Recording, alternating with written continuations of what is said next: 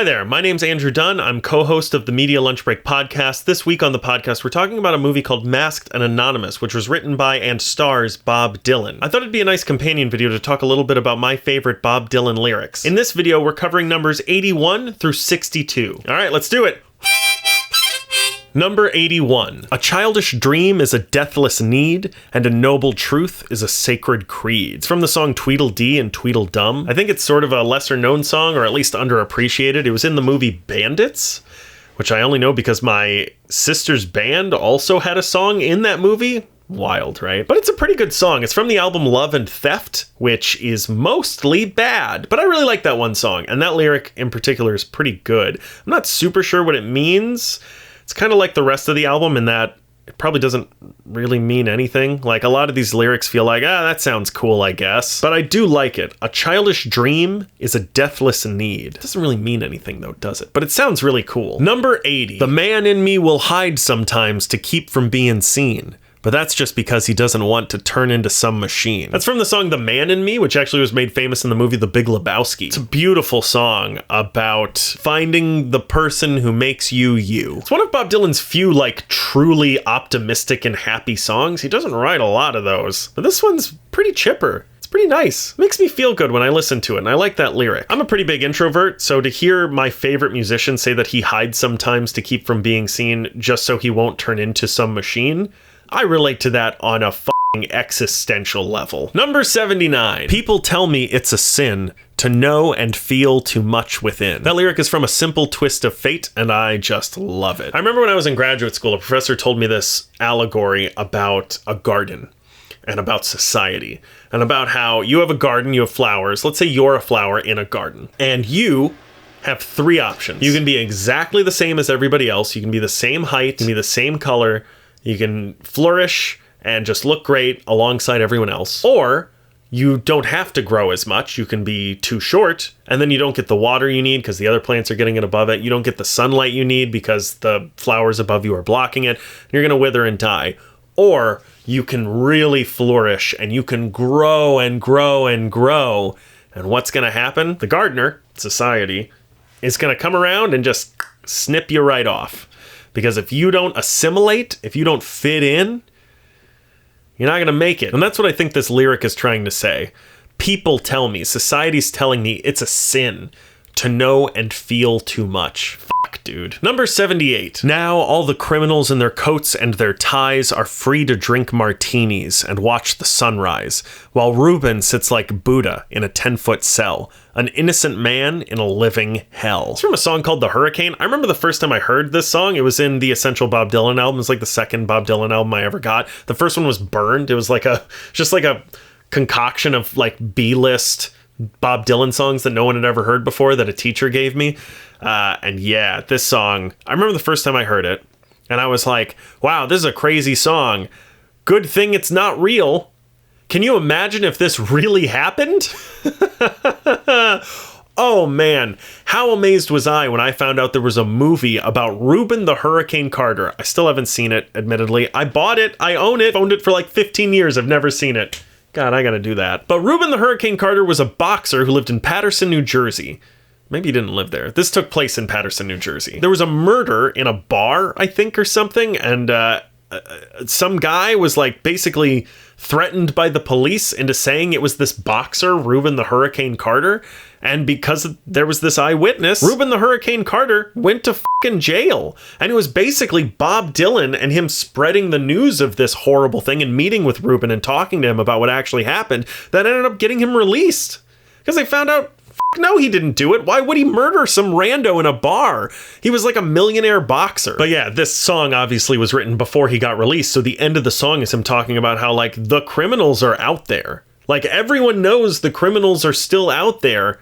And this guy who did nothing wrong, he's basically a mouse. I mean, he's a boxer, so I guess you don't want to get on his bad side. But one of the things Dylan talked about a lot is how calm and nice and tranquil this guy was. How absurd it was that people would think that he murdered somebody. And he's in a fucking cell. Well, anyway, racism is dead, so We've done it, everyone. Civil rights movement is over.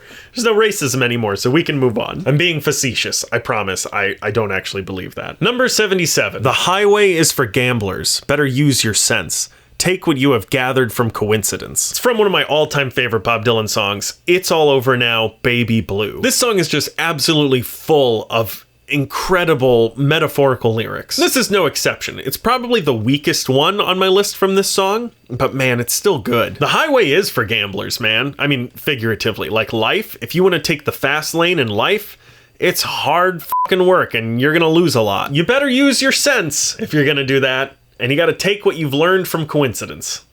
Which, oh man, it's so true. Number 76. We live by the golden rule. Whoever got the gold rules. That's from the song Gonna Change My Way of Thinking. He sings this with Mavis Staples, who you may know if you are a Hozier fan, because she sings on the track Nina Cried Power. She's an incredible vocalist. The song's pretty good. It's more of a religious song when he was doing that for a little while. But I like this line. It's true, and it reminds me quite a bit of Aladdin. I believe there's a line in there from Jafar. I think whoever has the gold makes the rules. Whoever has the gold makes the rules. I wonder if they got that line from Bob Dylan. Number 75. It may be the devil or it may be the Lord, but you're gonna have to serve somebody. This is from the song Gotta Serve Somebody, another of his religious songs. I'm not a huge fan of this one, but I like the message. It's just listing off different types of people, landlords. You might have to serve a doctor. You might have to serve this. You might be a lawyer. You might be a politician. You might be a heavyweight champion. You might be this or that. And he even says, like, talks about himself a little bit. And, you know, you can call me Ray. You can call me Zimmy, I think he says at one point, which is about his name. It used to be Robert Zimmerman, and he changed it to Bob Dylan. But yeah, it's an interesting song. It's an interesting, that one line, it may be the devil, it may be the Lord, but you're going to have to serve somebody. That's kind of the chorus. It's the piece that gets repeated a lot throughout the song. It's the main point. You're gonna have to serve somebody. And man, I've served a lot of people in my life already. Number 74. I can't even remember what it was I came here to get away from. It's from the song Not Dark Yet. Honestly, this song kind of puts me to sleep most of the time. I can't listen to it while I'm driving at night or I will crash and die. But I like this song. I relate to this every now and then. I'll think about that. I'll be like, why am I here? What am I doing? Why did I come here? What is this? What am I running from? I didn't come here for anything that's here. So what am I trying to escape from? And I just feel it when he says that too. I feel like he could be saying that about celebrity, about fame. I don't even remember what it was I came here to get away from. It's just a cool line. Number 73. I wish that for just one time you could stand inside my shoes. You'd know what a drag it is to see you. This is another one from the song Positively 4th Street, and it is just such a good example of the savage teardowns that he does throughout this. Because it's like, it's almost relatable. It's almost empathetic. I wish you could stand inside my shoes. And he could say, like, you'd know what it's like when you do the things to me that make me hate you.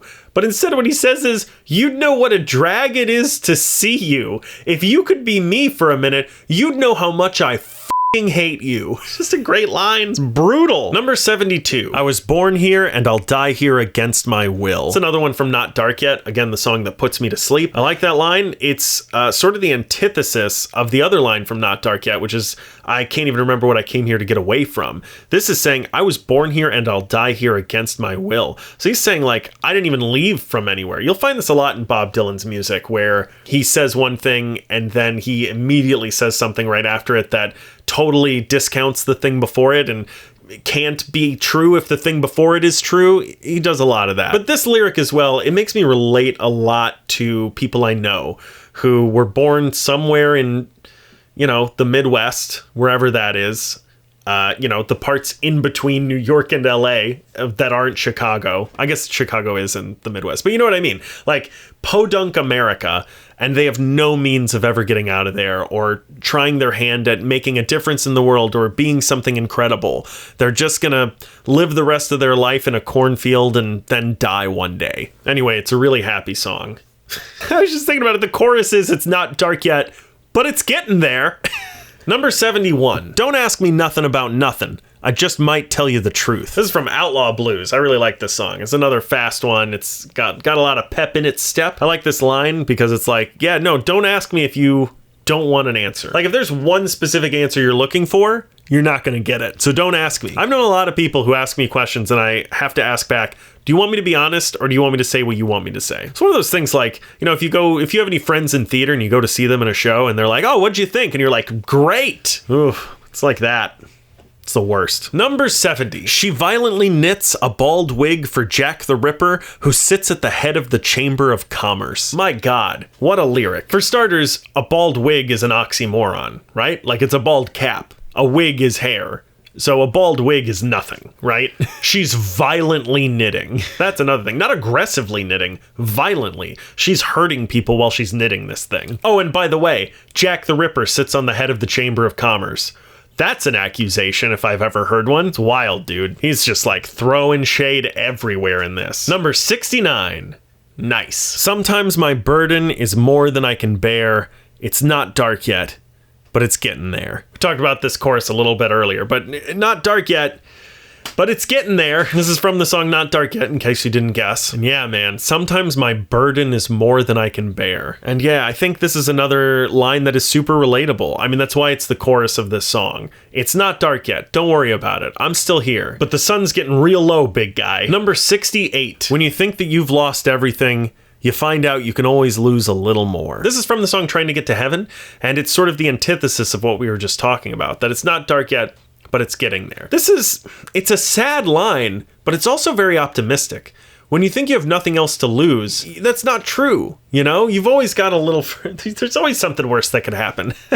Again, it sounds horrible, but you feel like you're at the end of your rope. You're not. It is both cynical and optimistic at the same time. It's the reason it's on this list. It's an incredible line. Number 67. Last night I danced with a stranger, but she just reminded me you were the one. This is from Standing in the Doorway, which is one of Bob Dylan's saddest songs. If you're going through a breakup and you need to hear something that's gonna like wrench your heart and make you feel like, yes, this is what I'm feeling, put on that one. It's fucking brutal. The chorus is, you left me standing in the doorway crying. It's, man, I definitely put this on repeat for a couple of months in my life. It's real sad. But that line, I feel like we get, right? Like, it's about a rebound, right? Last night I danced, I'm gonna put that in quotes, with a stranger, but she just reminded me that you were the one. Oh, it's so sad. Reminds me a little bit of a Randy Newman lyric from the song Every Time It Rains, where Randy Newman says something like, even if I move on, I find somebody else, it won't be you. Sad, man. Sad. Bob Dylan makes a lot of sad songs. Number 66. I've been sitting down studying the art of love. I think it'll fit me like a glove.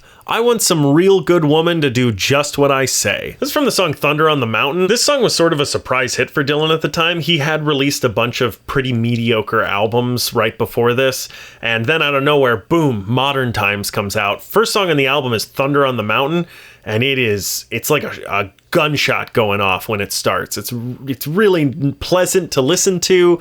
It's got a good rhythm. It's got a good beat. Man, Dylan has always been able to pick really good musicians, and this album is no exception. This lyric in particular is kind of a funny one because he's like, oh, I've been studying love. I get it now.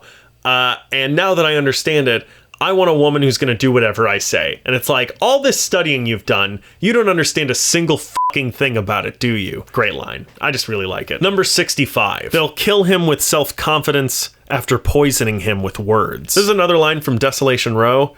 Man, that song also is brutal. We're going to get to the opening line of that song in another video. I mean, I guess you can listen to it now and find out what it is, but the song itself is just, it's hard to listen to because it can be very graphic at times. And this lyric is no exception to that. They'll kill him with self-confidence after poisoning him with words. So they poison him with words.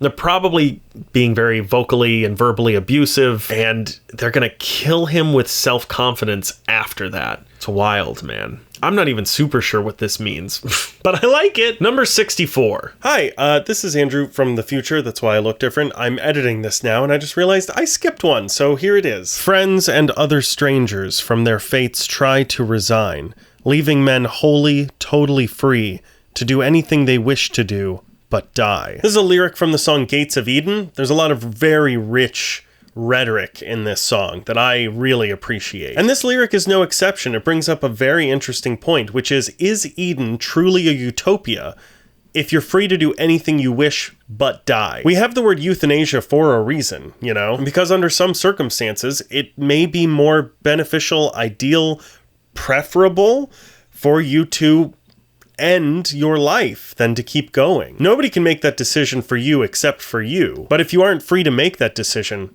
are you free? Just something to think about. Number 63. All right, now back to the old me. I don't know what I'm gonna do. I was all right till I fell in love with you. So this is the chorus from the song Till I Fell in Love with You, which is another hard one to listen to, man. It's another good one for a breakup if you're going through a bit of a heartbreak. But it really is like, it's another one of those lyrics that is cynical and optimistic, where I was all right, I was fine until I fell in love with you.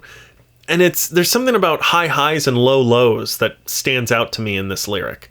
About when I fell in love with you, I was on top of the world. I was the highest of high, and when you broke up with me, I was the lowest of lows. And that really comes across in this line. Number 62. Well, my house is on fire, burning to the sky.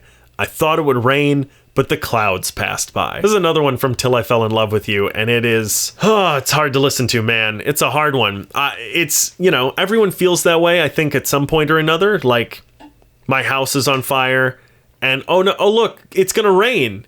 It's gonna put out the oh no, it's leaving. Oh, nope, missed us. Oh well.